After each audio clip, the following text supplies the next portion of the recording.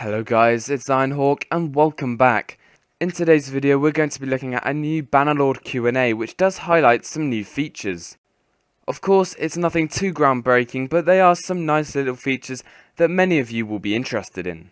Also I'd like to say, as an update from my last Bannerlord video, that Taleworlds actually tweeted out that it's unlikely that Bannerlord will be released to players in any shape or form, whether that's a beta or an early access, in 2016. Before we take a look at the new features, I'd like to thank Caroli_mate, who actually put this on Reddit, as well as Slovak for actually informing me about it and announcing it on the Bannerlord Steam group, otherwise I wouldn't have known about it. All links to the Reddit post and the Bannerlord Steam group will be in the description below, so make sure you go ahead and check them out. So let's get into these features. So the first piece of information we can pick up is that early access is actually less likely to come out in 2016, but early 2017 instead. Multiplayer beta is also likely to be available sometime before the single player early access. So basically it's very unlikely that we'll get an early access in late 2017, but probably in early 2017. Also, it appears that single player and multiplayer will be released separately in early access, with multiplayer being released first and then single player later on. Also, in Bannerlord, players will be able to customize their own banners, create their own sigil, unlike in Warband where you had to pick a pre-made banner. And I can definitely see the community making some interesting banners, to say the least. The next point is very interesting, and that is that naval combat will be probable, but probably not at release. So we'll probably see this in some form of DLC or something like that. In one of the first trailers we could actually see that you can play board games. And these board games will actually affect your relationship with the NPC in a good way or in a bad way. For example, if you beat them at this board game, they might get quite angry and start a fight. However, as of now there will be no board games in multiplayer, which is a shame because, I'd like to play them against friends. The next point isn't too surprising, and that is that different weapons will have different fighting styles and modes. Also, the attacking stance of an upstab is confirmed and is going to be implemented.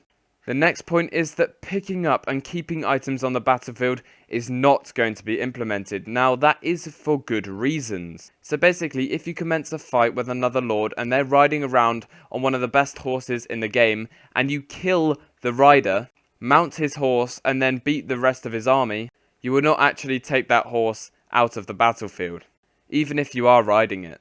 This will also be the same for armor and weapons. However, they are thinking of making a balanced solution to this, because the developers do like the idea of the player going into the battlefield, killing the lord, mounting his horse, and actually exiting the battle with it. Maybe they could increase the percentage chance of you actually looting that horse after a battle if you're riding it at the end. But again, that's just a theory. I'm not sure if that's how it's going to be. The next point is that crafting is actually only limited to melee weapons, so you won't actually be able to craft your own armor as of yet. But maybe in one of the DLCs or maybe an update you can actually craft your own armor and your boots and your shoes and all that kind of thing, and maybe even bits of castles. Again, that would be really cool.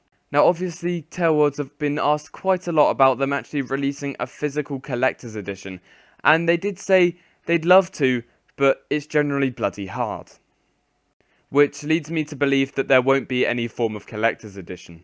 But at the end of the day, we'll never know until Taleworlds actually confirm this. In the two DLCs, Napoleonic Wars and Viking Conquest, we did see changes in some of the mechanics from the native game. And when he was actually asked about the mechanical influences of Viking Conquest and Napoleonic Wars on Bannerlord, he replied with that the game will be actually closer in spirit to the native Warband than any of the DLCs, which I definitely like the sound of.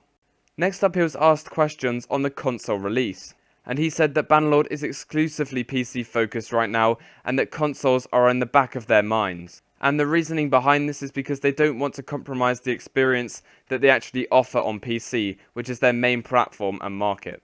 Which does make sense because most of the Warband player base comes from the PC, and it has only recently been released on Xbox One and PS4. However, we do know that Bannerlord will be released on the consoles. However, when that will happen, no one really knows.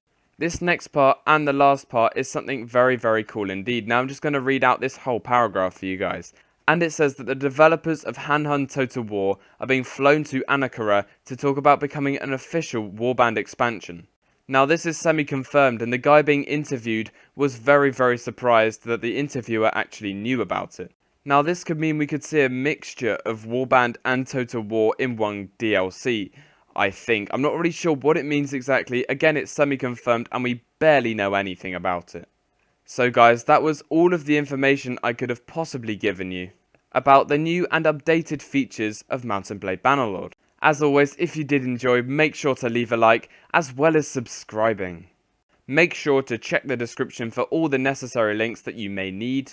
Finally guys, thank you so much for watching, and I will see you in the next one. Also, I know I usually get a lot of comments about this. If you don't know what the footage on screen was, that's actually Persistent World, a mod for Warband, and my clan is the House Stark. If you want to download the mod, make sure to check the description for the link, as well as if you want to join my clan House Stark, make sure to check the description so you can apply.